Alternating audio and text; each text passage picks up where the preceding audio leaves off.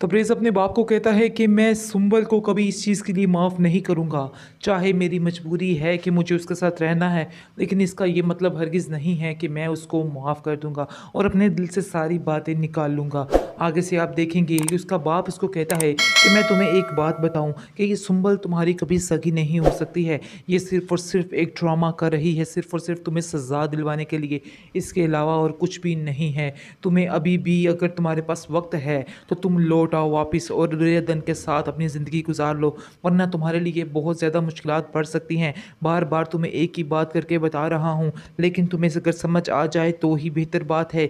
मैं तुमसे बार बार कह रहा हूँ उसको छोड़ दो। आगे से वो कहता है कि नहीं, मैं देख रहा हूँ, हो सकता है कि मैं अपनी मंजिल तक पहुँच ही जाऊँ, और वैसे भी ये सब कुछ मैं आप लोगों के लिए ही कर रहा हूँ।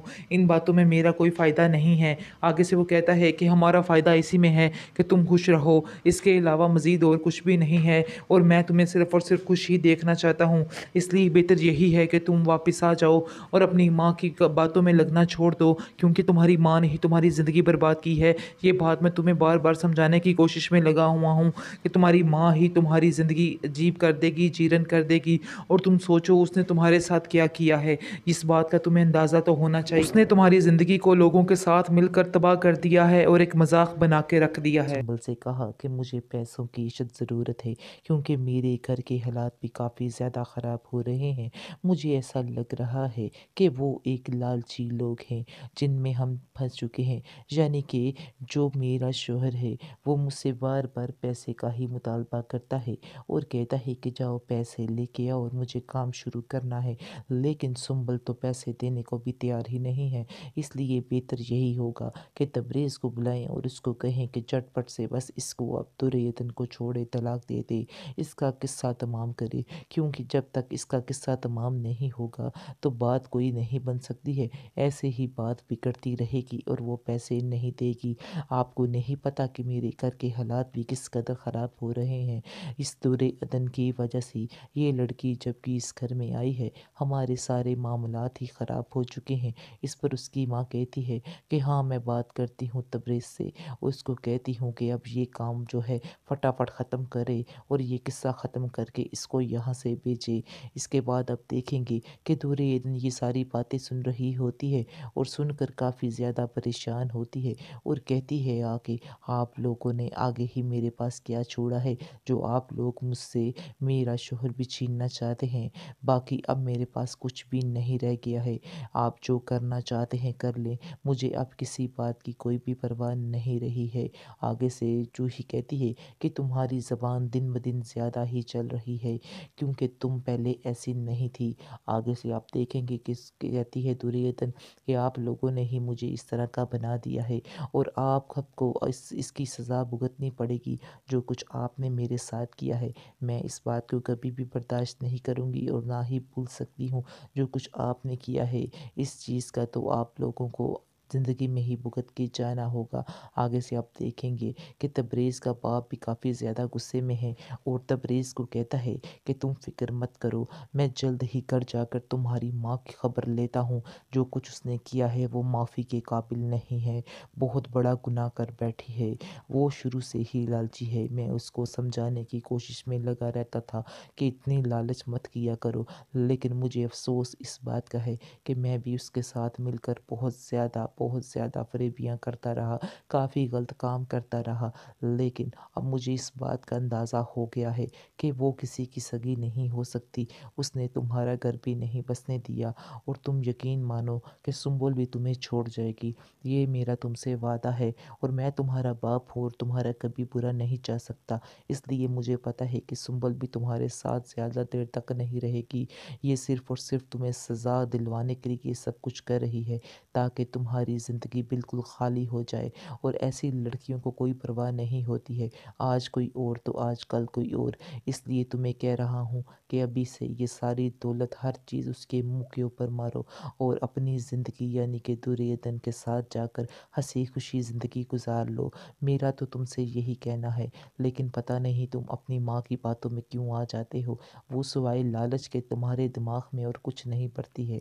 ये मैं तुम्हें बात बार बार बता रहा हूँ।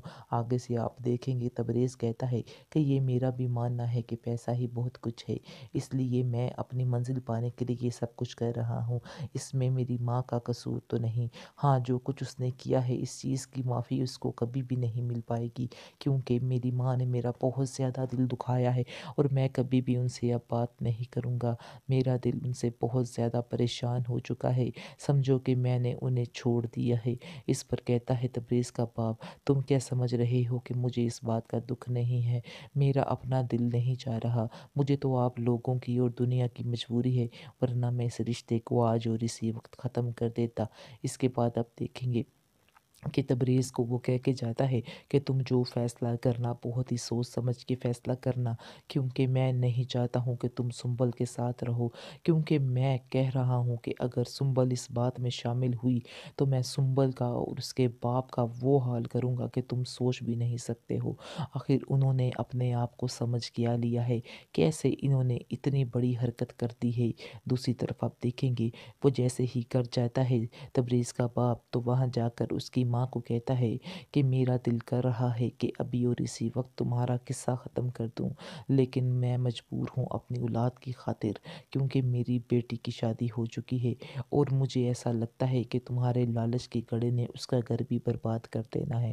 پہلے تم اپنے بیٹے کا گھر تو برباد کر چکی ہو، تم کیا سمجھ رہی ہو کہ تم نے دور عدن کو مات دی ہے، لیکن حقیقت میں ایسا نہیں ہے۔ تم نے دور عدن کو مات نہیں دی ہے، بلکہ تم نے اپنے بیٹے کو مات دی ہے اور اس کے گھر کو اجاڑ کر رکھ دیا ہے۔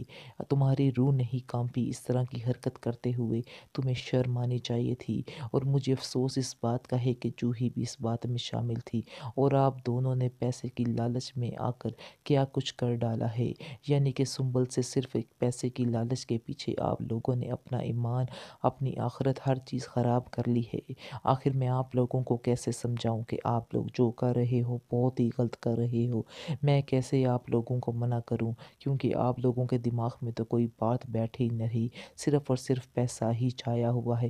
اور تمہیں میں ایک بات بتا دے رہا ہوں کہ تم اپنی بیٹی کی زندگی بھی تباہ کر رہی ہو، بلکہ تم نے اپنی بیٹی کی زندگی بھی تباہ کر دی ہے، اور ان کا لالچ جن کے لیے پیسہ اکٹھا کر رہی ہے، ان کا لالچ کبھی بھی نہیں بھرے گا۔ یہ بات میں آپ کو بار بار سمجھانے کی کوشش میں لگا ہوا ہوں۔ آج آپ نے جو دور ایدن کے ساتھ کیا ہے، یہ آپ کو کل کو بھگتنا پڑے گا، اور یہ بات آپ لوگوں کے آگے ضرور آئے گی۔ یہ بات میں تمہیں لکھ کے دیتا ہوں، چاہے جو مرضی کر لو۔ آگے سے آپ دیکھیں گے کہ بڑی معافیاں تلافیاں مانگے گی تبریز کی ماں، اور کہے گی کہ مجھے معاف کر دو، مجھے تو بس سنبل نے کہا تھا تو میں نے ایسے کر دیا۔ آگے سے وہ کہے گا کہ سنبل نے نہیں کہا، بلکہ تمہارے اندر کے لالچ نے تمہیں اکسایا تھا، جس کی وجہ سے تمہیں یہ سب کچھ کرنا پڑا ہے۔